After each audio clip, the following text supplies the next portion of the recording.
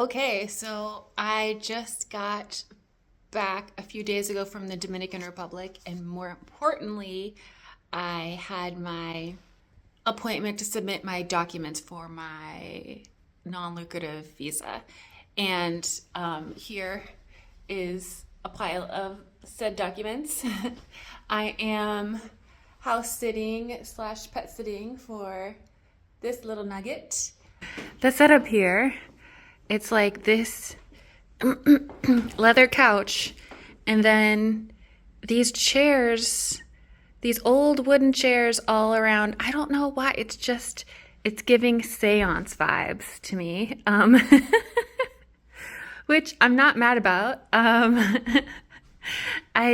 just wondering. But back to the appointment. So the appointment was not with the embassy itself. It was with this middleman company that basically just collects your documents and then submits them to the embassy. But spoiler alert, they did not accept my package of documents.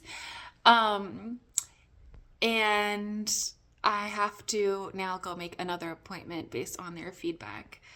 And I was not the only one, so just about everyone that I could tell, like, it was a very open space where these people were kind of like conducting the document reviews, and not one person in front of me. There were like five people who were getting their documents reviewed at the same time as me, or like right before me.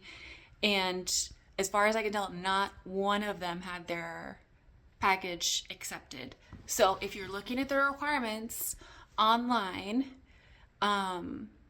first of all, go through them with a fine tooth comb. Second of all, be persistent in all of those areas of documents you have to get. Even if you're told no, try again. And then be prepared to have to go again, have to pay for another appointment. In my case, I have to wait. The website said you have to wait 2 days after your initial appointment to schedule another one. So that's what I'm going to do. And fingers crossed that there's appointments available within not too terribly long of a time. And that everything will be reviewed. I did ask them to review all of my other documents to make sure that the other ones looked acceptable. But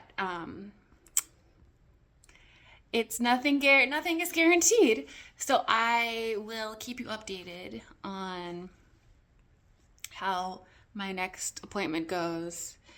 And fingers crossed, my application at least gets accepted, because once the acceptance is just saying that they look okay on face value as far as these document reviewer folks are aware, and it still doesn't mean that the embassy is going to approve it and give you a visa. So this is just one step in many, and a reminder to myself and anyone else who's about to go through this process that it is bureaucratic, it is long, and you have to bring a lot of patience with you. Okay, I'm getting all ready for my next appointment to turn in my visa application documents. That is tomorrow. It'll be exactly 1 week after I did my first appointment that was not accepted. But like I said, no one else was either. So I have my packet of documents, including the updated information. And it's not lost on me that I used to be a visa analyst for people applying for US visas. And it just feels like karma that this process is not easy, because the US process is not easy. And luckily, I wasn't the one who denied people visas, but I had to do kind of the back end research, and some of my information that I found certainly, I'm sure, contributed to people being denied visas. And so, yeah, it's only fitting that this process should be complicated for me, and I am coming to terms with that. So bright and early tomorrow, I have my appointment, and I will give you all an update as soon as I get out of that. Wish me luck. So, great news. They did, in fact, accept my application for my non-lucrative visa at the third-party service that collects your documents for your visa. So, of course, that just means that they're going to send it now on to the embassy. That it's like, it feels like the very first hurdle of potentially more, because then, as I understand it, they could ask for additional documents. They could ask for an interview with me. They could reject me if for some reason they don't think I actually meet the regulations of the visa. And I have my little receipt here. They give you a receipt with like your tracking number once they accept your application, and then you use this to check on your status. But supposedly they're going to text me as soon as they have an answer for me, and I'll keep you updated on how long that process takes, because I know they have up to 3 months.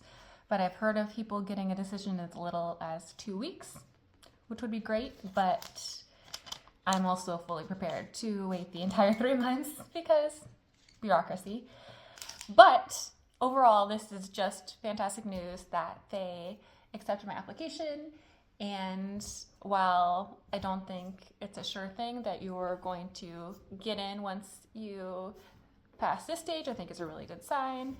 And I am staying hopeful. Something else I also did was I booked a changeable flight.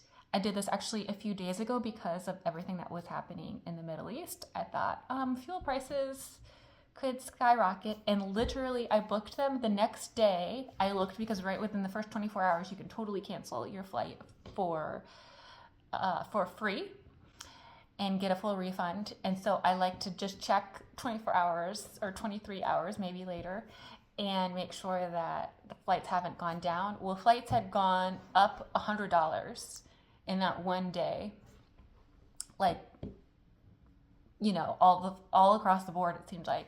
And since then it sounds like they've gone up more. So that actually is something I would recommend if you are starting the process and you know about when you want to go and you think that's reasonable with all the research you've done. It might be worth getting a flight locked in, especially because prices are better earlier in general than later. And then especially if you could book one that has that allows you to change it for no extra fee. Highly recommend. So now we just got to see if my visa gets approved in time for the flight that I currently have.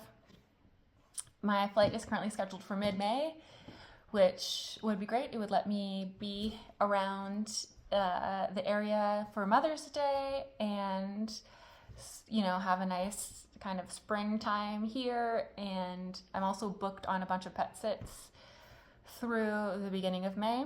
So it would allow me to not have to cancel any of those. If you have any questions for me, I am not an expert. I'm not an accountant. I'm not a lawyer, but I will have the equivalent of a bachelor's degree in moving to Spain after this whole process is through. So happy to give my advice if you have any particular questions or things that you would like to hear my thoughts on about the move to Spain process. This is super exciting. Thank you for following along this journey so far. And like I said, stay tuned for the next phase when I will be hearing about my visa decision.